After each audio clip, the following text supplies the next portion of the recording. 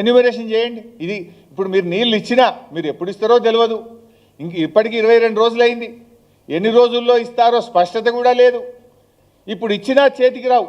ఈ పొలాలైతే ఇది చేతికి కూడా రాదు. మళ్ళా ఇప్పుడు నీళ్ళు ఇచ్చినా ఇది ఆల్రెడీ అయిపోయింది. ఈ పొలం నీళ్ళు ఇచ్చినా ఈ పొలం మళ్ళీ చేతికి రాదు.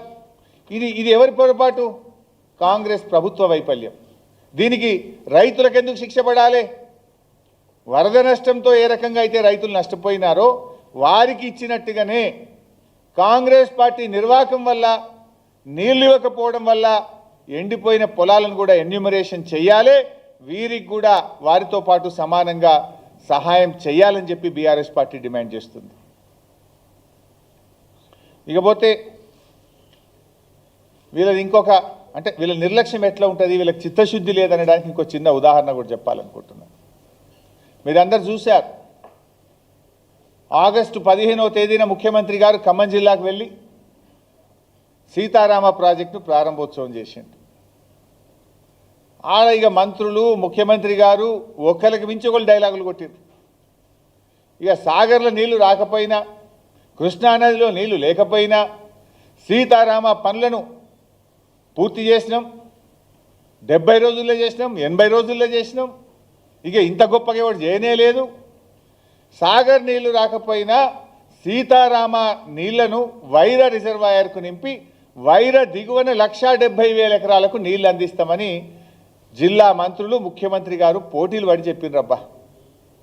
మరి ఇప్పుడు 22 రోజుల నుంచి ఏం చేస్తున్నారు?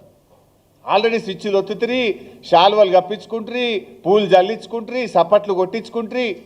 మరి పైన ఇప్పుడు పాలేరు కింద కాలువ దిగిపోయాయి. 22 రోజుల నుంచి సీతారామ మోటార్లు ఆన్ చేసి వైరా దిగువన 1,70,000 ఎకరాలకు నీళ్ళు ఇవ్వచ్చు కదా, ఎందుకు ఇస్తలేరు?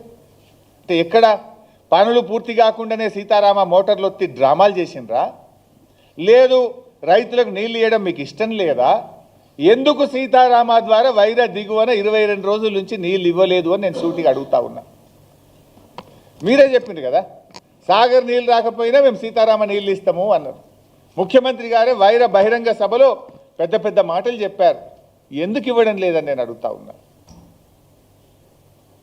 ఏదంటే చాలా బాధ కలుగుతూ ఉంది. ఈ పరిస్థితుల్లో ఆ దేవుణ్ణి కూడా ప్రార్థిస్తున్నాం బీఆర్ఎస్ పార్టీ తరఫున. సీతారామచంద్ర స్వామి అందరికీ ఇలవేల్పు. ఎందుకంటే ఈ ముఖ్యమంత్రి గారు ఆ రాముని కూడా మోసం చేశాడు.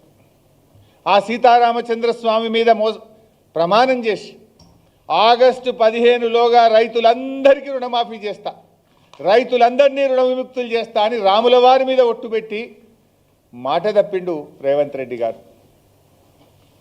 దేవుడా రామచంద్ర స్వామి, ఈ ముఖ్యమంత్రిని క్షమించు, రైతుల్ని రక్షించు.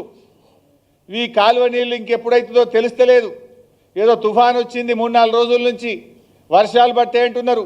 రామచంద్ర స్వామి ఆ ఖమ్మం జిల్లా మీద మంచి వర్షాలు పడి ఆ కనీసం పంటల్ని కాపాడే విధంగా మా రైతుల్ని దీవించు, మా రైతుల్ని రక్షించు అని ఆ సీతారామచంద్ర స్వామిని నేను ప్రార్థిస్తా ఉన్నా. ఎందుకంటే ఈ ముఖ్యమంత్రి గారు దేవుణ్ణి కూడా మోసం చేసిండు. మీరు సాగర్ నీళ్ళు ఇవ్వకపోతుంది, అటు సీత